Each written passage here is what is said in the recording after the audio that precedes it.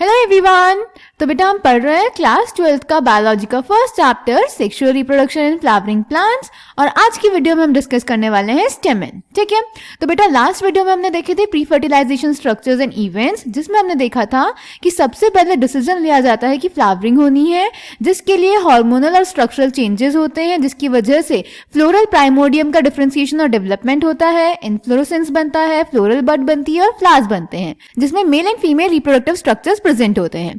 तो आज हम पढ़ने वाले हैं मेल रिप्रोडक्टिव स्ट्रक्चर, जिसमें आता है stamen, microsporangium and pollen grain. तो बेटा हमारी स्क्रीन पे 3 टर्म्स लिखे हैं, stamen, microsporangium and pollen grain. तो क्या लगता है आपको, ये तीनों टर्म्स सेम होते हैं या डिफरेंट स्ट्रक्चर्स होते हैं? तो बेटा आंसर इज कि ये तीनों स्ट्रक्चर्स डिफरेंट होते हैं। प्लांट में फ्लावर होता है, फ्लावर में होते हैं स्टेमेन्स, जो कि मेल रिप्रोडक्टिव सिस्टम होते हैं एंजियोस्पर्म्स के। स्टेमेन के 2 पार्ट होते हैं, फिलामेंट एंड एंथर। एंथर के अंदर फिर एक स्ट्रक्चर प्रेजेंट होता है जिसको बोलते हैं माइक्रोस्पोरेंजियम, और इस माइक्रोस्पोरेंजियम के अंदर बनते हैं पोलन ग्रेन्स। क्लियर? तो इन तीनों स्ट्रक्चर्स को, स्टेमेन, माइक्रोस्पोरेंजियम और पोलन ग्रेन को, हम अलग अलग वीडियोस में डिस्कस करेंगे। इस वीडियो में हम डिस्कस करने वाले हैं स्टेमेन। ठीक है, तो बेटा आप देख रहे हैं स्टेमेन को मैंने एक फ्लो चार्ट की फॉर्म में एक्सप्लेन किया है, बल्कि जो प्रीवियस वीडियोस थी जिसमें मैंने फ्लावर का स्ट्रक्चर और प्री फर्टिलाइजेशन स्ट्रक्चर्स एक्सप्लेन किया था, वो भी मैंने फ्लो चार्ट की फॉर्म में एक्सप्लेन किया था। तो बेटा ये एक ऐसा चैप्टर है जिसको आप इजीली फ्लो चार्ट की फॉर्म में लिख सकते हैं, समझ सकते हैं, रिवाइज कर सकते हैं। तो जब आप इसके नोट्स बनाएंगे तो आप भी कोशिश करेंगे कि आप फ्लो चार्ट की फॉर्म में पूरा चैप्टर एक्सप्लेन करें, ताकि आपको बाद में रिविजन में आसानी रहे। ठीक है, तो स्टार्ट करते हैं बेटा स्टेमेन के साथ। तो हमारे जो एंजियोस्पर्मिक प्लांट्स होते हैं, उनका कैरेक्टरिस्टिक फीचर और उनका रिप्रोडक्टिव ऑर्गन होता है फ्लावर, जिसके बारे में हम ऑलरेडी वीडियो में डिस्कस कर चुके हैं।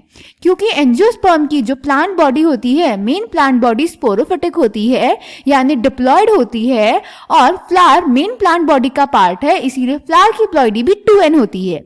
अब फ्लावर में प्रेजेंट होता है एंड्रोशियम, जो कि एक वॉल है, एक एसेंशियल रिप्रोडक्टिव वॉल है, जो कि हम डिस्कस कर चुके हैं। ठीक है, एंड्रोशियम ग्रुप होता है बेटा स्टेमेन्स का। स्टेमेन की प्लॉइडी भी 2n होती है, क्योंकि ये फ्लावर में प्रेजेंट होता है, और फ्लावर मेन प्लांट बॉडी में, जो कि डिप्लॉयड होती है। देन स्टेमेन के 2 पार्ट्स होते हैं, फिलामेंट एंड एंथर। अब क्योंकि ये डिप्लॉयड स्ट्रक्चर पे प्रेजेंट है, तो ये भी डिप्लॉयड होंगे, तो फिलामेंट की भी प्लॉइडी होती है 2n और एंथर की भी प्लॉइडी होती है 2n। तो सबसे पहले बात करते हैं बेटा फिलामेंट की। फिलामेंट एक लॉन्ग सिलेंडर स्टॉक होती है, जिसका प्रॉक्सिमल एंड थैलेमस से जुड़ा होता है या फिर पेटल से जुड़ा होता है। क्या होता है प्रॉक्सिमल एंड? ये जो पीछे वाला एंड है, इसको बोलते हैं बेटा हम प्रॉक्सिमल एंड। ठीक है, तो जो फिलामेंट होता है, फिलामेंट का प्रॉक्सिमल एंड जुड़ा होता है थैलेमस से। थैलेमस क्या होता है? स्वेलन एंड पेडिसल का, या फिर पेटल से। अगर पेटल से जुड़ा होगा तो क्या कंडीशन होती है, ये हमने पढ़ा था क्लास 11 में मॉर्फोलॉजी के चैप्टर में। क्लियर? ये जो फिलामेंट होती है बेटा, अलग अलग प्लांट्स में जो स्टेमेन की फिलामेंट होता है, उसकी लेंथ वेरिएबल होती है स्पीशीज टू स्पीशीज। ठीक है, फिलामेंट स्टेमेन का स्टेराइल पार्ट है, यानी फिलामेंट में कोई भी रिप्रोडक्टिव स्ट्रक्चर फर्दर नहीं बनेगा। ठीक है, ये हमने डायग्राम बनाया हुआ है एक स्टेमेन का, जिसमें नीचे थैलेमस दिखाया है हमने। थैलेमस से फिलामेंट अराइज हो रही है, जो कि एक लॉन्ग सिलेंडर स्टॉक है, और उसके ऊपर प्रेजेंट होता है एंथर। अब एंथर क्या होता है? एंथर बेटा स्टेमेन का फर्टाइल पार्ट होता है, यानी इसी के अंदर आगे जाके मेल गैमीट्स बनेंगे। ठीक है, देन एंथर टर्मिनल होता है, फिलामेंट के एंड पे प्रेजेंट है यहाँ पे एंथर, तो यानी टर्मिनल होता है पोजीशन में। बायलोब्ड होता है, एंथर में 2 लोब्स प्रेजेंट होते हैं। देखो यहाँ पे मैंने एंथर कैसे ड्रॉ किया है, ऐसे, तो यानी कि मैंने ये एंथर के 2 लोब्स दिखाए हैं। और यहाँ पे जो मैंने एंथर ड्रॉ किया है बेटा, यहाँ पे देखो, अगर हम इसको एक इमेजिनरी लाइन से डिवाइड कर दें तो ये एक लोब हो जाएगा और ये एक लोब हो जाएगा। क्लियर? तो एंथर में क्योंकि 2 लोब्स प्रेजेंट होते हैं, इसीलिए हम इसे बोलते हैं बायलोब्ड एंथर। ये डायथिकस होता है। डायथिकस का मतलब है ये जो यहाँ पे एक लोब प्रेजेंट होगा, इस पे 2 थीका प्रेजेंट होंगी। थीका क्या होती है? कवरिंग। तो एक लोब के ऊपर बेटा 2 थीका प्रेजेंट होती है, इसीलिए इसको हम बोलते हैं डायथिकस। डाय मतलब 2, थीकस मतलब थीका, यानी लेयर्स। ओके, देन एंथर में यहाँ पे जो मैंने डायग्राम बनाया है, यहाँ पे देखो मैंने 4 साइड्स बनाई हैं, 2 बड़े कमरे और उन 2 बड़े कमरों में 2 और छोटे छोटे कमरे। ठीक है, इसको ऐसे इमेजिन कर सकते हो आप। तो इन 2 लोब्स में फर्दर 2 साइड्स होती हैं, तो यानी पूरे एंथर में 4 कॉर्नर्स, 4 साइड्स हो गई, तो इसको हम बोलते हैं कि एंथर 4 साइडेड होता है, जिसके लिए हम टर्म बोलते हैं टेट्रागोनल। तो जो हमारा एंथर होता है वो टेट्रागोनल होता है। एंथर में जो हमने बोला कि डायथिकस होता है, दोनों लोब्स में 2 थीका प्रेजेंट होती हैं, तो बेटा ये जो थीका होती हैं ये एक लॉन्गिट्यूडनल ग्रूव से सेपरेटेड होती हैं, जो कि एंथर के लेंथ वाइज फॉलो करता है, ग्रो करता है। ठीक है, देन अब बात करते हैं इस टेट्रागोनल एंथर की। हमने बोला एंथर में 2 लोब्स हैं, उन 2 लोब्स में भी 2 कॉर्नर्स प्रेजेंट हैं, यानी 4 साइडेड एंथर होता है, टेट्रागोनल एंथर होता है। अब इन 4 कॉर्नर्स में बेटा एक स्ट्रक्चर प्रेजेंट होता है जिसे बोलते हैं माइक्रोस्पोरेंजिया।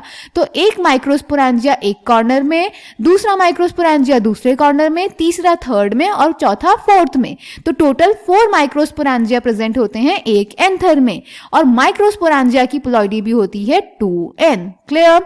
ओके, तो यहाँ पे लिखा हुआ है कि 4 माइक्रोस्पोरेंजिया प्रेजेंट होते हैं at corners, 2 in each lobe. एक लोब में 2 कॉर्नर है, तो एक कॉर्नर में एक माइक्रोस्पोरेंजिया होगा, तो एक लोब में 2 माइक्रोस्पोरेंजिया होंगे। ठीक है, फिर बाद में बेटा यही माइक्रोस्पोरेंजिया डेवलप करता है पोलन साक्स। पोलन साक किससे बनते हैं? माइक्रोस्पोरेंजिया से। पोलन साक माइक्रोस्पोरेंजिया से बन रहे हैं विदाउट एनी मियोटिक डिवीजन, तो इनकी प्लॉइडी भी 2n होगी। ठीक है, फिर पोलन साक्स जो एंथर होता है, एंथर में लॉन्गिट्यूडनली प्रेजेंट होते हैं, याद रखेंगे।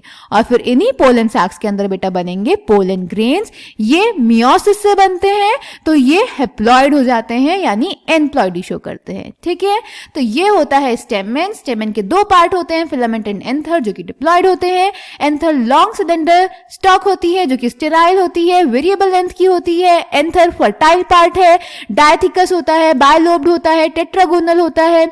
हर एक कॉर्नर पे एक माइक्रोस्पोरेंजिया होता है, तो 4 माइक्रोस्पोरेंजिया प्रेजेंट होते हैं, यानी इसको हम टेट्रास्पोरेंजिएट भी बोल सकते हैं। लिख लेते हैं बेटा इसको भी, इसका मतलब है टेट्रास्पोरेंजिएट, यानी हैविंग 4 माइक्रोस्पोरेंजिया। ये माइक्रोस्पोरेंजिया एक कॉर्नर पे एक होता है, तो हर एक लोब में 2 होते हैं।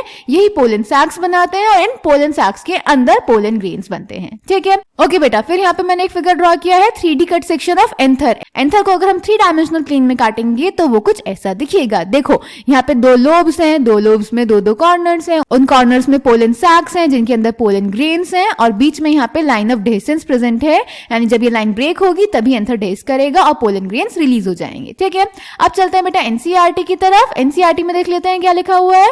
तो फिगर 1.2a, फिगर 1.2a ये है आपका स्टेमेन का डायग्राम। ठीक है, तो figure 1.2a shows the 2 parts of a typical stamen, the long and cylinder stalk called the filament and the terminal generally bilobed structure called anther।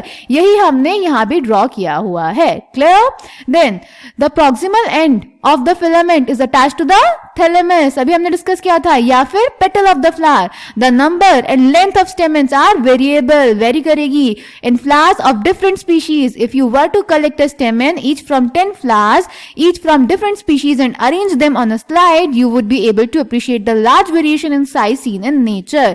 तो may be ये practical आपके स्कूल में कराया हो बेटा, वरना तो आप अपने टीचर को बोल सकते हैं, वो आपको करा देंगी, बल्कि आप खुद भी कर सकते हैं। आप अलग अलग फ्लावर स्पीशीज लीजिए, उनके फिलामेंट, उनके एंथर, उनके स्टेमेन कलेक्ट कीजिए, उनको एक स्लाइड पर अरेंज कीजिए और ऑब्जर्व कर लीजिए। आप देखेंगे कि सबकी फिलामेंट की लेंथ वेरिएबल है। ठीक है, then careful observation of each stamen under a dissecting microscope and making neat diagrams would elucidate the range in shape and attachment of anthers in different flowers. तो आप ऑब्जर्व करेंगे जब plants को, flowers को, तो आप देखेंगे कि फ्लावर्स में बहुत डिफरेंट टाइप के एंथर, फिलामेंट और उनके अटैचमेंट प्रेजेंट होते हैं। ठीक है, then a typical angiosperm anther is bilobed with each lobe having 2 theca. They are dithecous. Figure 1.2b often a longitudinal groove runs lengthwise separating the theca. Let us understand the various types of tissues and their organization in the transverse section of an anther.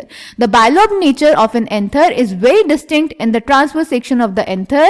The anther is a 4-sided, that is tetragonal structure consisting of 4 microsporangia located at the corners, 2 in each lobe. The microsporangia develop further and becomes pollen sacs. They extend longitudinally all through the length of an anther and are packed with pollen grains. तो यही सारे point अभी हम इस slide पर discuss करके आए हैं। तो बेटा आप देख रहे हैं मैंने एनसीईआरटी की एक एक लाइन को यहाँ पे पॉइंट की फॉर्म में मेंशन किया है, that too in the form of a flow chart. तो बेटा ये बेस्ट तरीका होता है नोट्स बनाने का। आप भी जब चैप्टर पढ़ेंगे, अभी आप यहाँ पे वीडियो सुन रहे हैं, घर जाके आप रिवाइज करेंगे एनसीईआरटी पढ़ेंगे और फिर अपनी लैंग्वेज में नोट्स बनाएंगे। उससे क्या होगा, आपको टॉपिक और बेटर वे में समझ में आएगा, आपको चीजें याद होंगी। जब तक चीजें बेटा हम सुनने के बाद खुद से लिखते नहीं है वो हमें याद नहीं होती। तो आप खुद से अपने नोट्स बनाएंगे, आपको चीजें बेटर समझ आएंगी और याद भी होंगी। ठीक है। डायग्राम, अगेन मैंने डायग्राम खुद से बनाया है, मैंने पहले भी बोला था आप भी डायग्राम खुद से बनाएंगे और नीचे मेंशन करेंगे कि ये किस चीज का डायग्राम है। ठीक है। एनसीईआरटी का डायग्राम भी देख लेते हैं। ए डायग्राम में हमें दिखाया हुआ है stamen consisting of filament and anther, और बी डायग्राम में हमें दिखाया हुआ है 3 dimensional cut section of an anther, जो कि हमने ड्रॉ किया है। इसमें आपको बायलोब स्ट्रक्चर दिखाया है, टेट्रागोनल स्ट्रक्चर दिखाया है, हर एक कॉर्नर पे एक पोलन सैक है, उनके अंदर pollen grains and line of dehiscence हमें शो की गई है। ठीक है। तो ये था बेटा स्टेमेन। नेक्स्ट वीडियो में हम पढ़ेंगे माइक्रोस्पोरांजियम। अगर आपको कोई भी डाउट होगा, अगेन मैं फिर से बता रही हूँ, आप कमेंट सेक्शन में पूछ सकते हैं। तो घर जाके इस टॉपिक को रिवाइज करेंगे और इसके क्वेश्चन सॉल्व करेंगे। Thank you.